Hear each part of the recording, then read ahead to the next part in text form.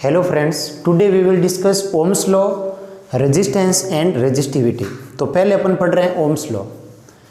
मैंने एक कंडक्टर लिया है जिसका एरिया ए है, लेंथ एल है, करंट आई फ्लो हो रही है और पोटेंशियल कितना है वी है। तो ओम्स लॉ ये कहता है इस कंडक्टर का टेम्परेचर सेम रखें, टेम्परेचर को चेंज नहीं करें, टेम्परेचर को कांस्टेंट रखें और लेंथ और एरिया इसको भी कांस्टेंट रख दें। कंडीशन देखना, ओम्स लॉ की कंडीशन होती है कि जो भी कंडक्टर ले रहे हैं उसका लेंथ एरिया इसको चेंज नहीं करना है और इसका जो टेम्परेचर है उसको चेंज नहीं करना है। इस कंडीशन पे इन दोनों एंड्स के बीच का जो पोटेंशियल डिफरेंस होगा वो इसकी करंट के डायरेक्टली प्रोपोर्शनल होगा। ढंग से समझना, ओम्स लॉ को बहुत ही सिंपल है। कंडीशन है इसमें टेम्परेचर सेम होना चाहिए और लेंथ और एरिया ये भी सेम होना चाहिए। उस कंडीशन में इन दोनों एंड्स के बीच का जो पोटेंशियल होगा वो इसमें फ्लो होने वाली करंट के डायरेक्टली प्रोपोर्शनल होगा।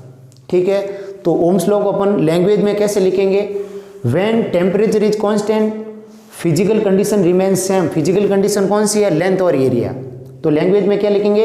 When temperature is constant, physical condition remains same, then potential difference between two end of conductor, then potential difference between two ends of conductor is directly proportional to current flow in it.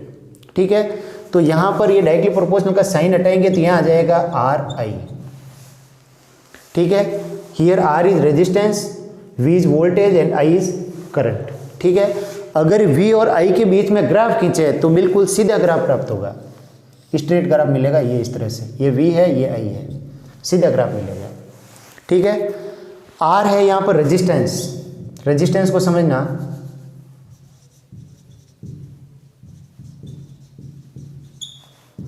इसकी unit ओम होती है और अलग से resistance का formula बताऊं तो वो होगा V अपॉन आई। रेजिस्टेंस का अगर अलग से फॉर्मूला बताऊं तो रेजिस्टेंस का फॉर्मूला होता है R equal to V upon I. इसकी ऐसा यूनिट होती है ओम। ठीक है, रेजिस्टेंस की ऐसा यूनिट ओम होती है जिसको इसे डिनोट करेंगे और रेजिस्टेंस का फॉर्मूला क्या होगा? V अपॉन आई। ध्यान रखना, रेजिस्टेंस हमेशा करंट के फ्लो को अपोज करता है, रोकने का काम करता है, करंट के फ्लो के अंदर बाधा उत्पन्न करता है। ध्यान रखना, रेजिस्टेंस जो है वो क्या करता है? करंट के फ्लो को रोकने का काम करता है, करंट के फ्लो में बाधा उत्पन्न करता है।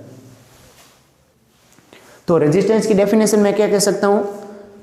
रेजिस्टेंस की डेफिनेशन भी समझ लेना या नोट भी कर लेना साथ साथ। Resistance is a property of a substance which oppose the current. समझना, या अपन ये भी कह सकते हैं the property of a substance which oppose the current is called resistance. ध्यान रखना, ये जो करंट का फ्लो हो रहा है उसके अंदर एक प्रकार की रुकावट पैदा करता है। तो अपन इसकी डेफिनेशन में क्या लिखेंगे? The property of a substance which oppose the current is called resistance. ठीक है, अब रेजिस्टेंस है ये किस पे डिपेंड करता है ये देखना। रेजिस्टेंस जो होता है वो लेंथ के तो होता है डायरेक्टली प्रोपोर्शनल, एरिया के होता है इनवर्स। तो मैं यहाँ पर क्या लिखूंगा? Resistance R is directly proportional to length and inversely proportional to area. ये मैंने L लेंथ लिए, एरिया A लिया है, तो इसको अपन क्या लिखेंगे? R directly proportional to L upon A। यह डायरेक्टली प्रोपोर्शनल साइन हटाएंगे तो यहाँ आ जाएगा रो L अपॉन A। ध्यान रखना, resistance is directly proportional to length of conductor and inversely proportional to area of conductor. Length के तो होता है डायरेक्टली प्रोपोर्शनल, एरिया का होता है इनवर्स। तो ये फॉर्मूला बन गया R directly proportional L upon A। ये साइन हटाएंगे तो यहाँ रो कांस्टेंट लग जाएगा, इसको रेजिस्टिविटी कहते हैं। ध्यान रखना, here rho is resistivity, R is resistance, L is length of conductor and area of conductor. तो यहाँ पर रो है, इसका भी ध्यान रखना, रेजिस्टिविटी।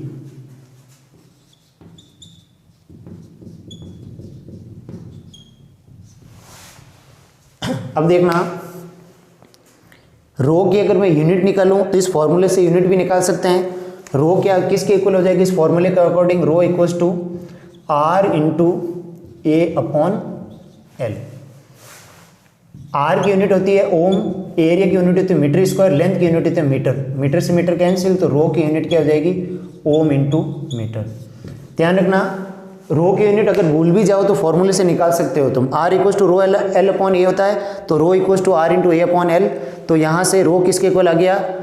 एरिया का मीटर स्क्वायर होता है यूनिट, लेंथ की मीटर होती है, तो यूनिट क्या आ गई? Ohm into metre. अब देखना, यहाँ काम की चीज़ है, छोटे क्वेश्चनों में पूछते हैं, ये जो रो है फॉर्मूले के अकॉर्डिंग तो रो एरिया के डायरेक्टली प्रोपोर्शनल आ रहा है, लेंथ के इनवर्स आ रहा है, रेजिस्टेंस के भी डायरेक्टली प्रोपोर्शनल आ रहा है। फॉर्मूले के अकॉर्डिंग तीनों पे डिपेंड कर रहा है, लेकिन रियल के अंदर रेजिस्टिविटी है ये सिर्फ टेम्परेचर और सब्सटेंस ऑफ मैटर इसी पे डिपेंड करती है।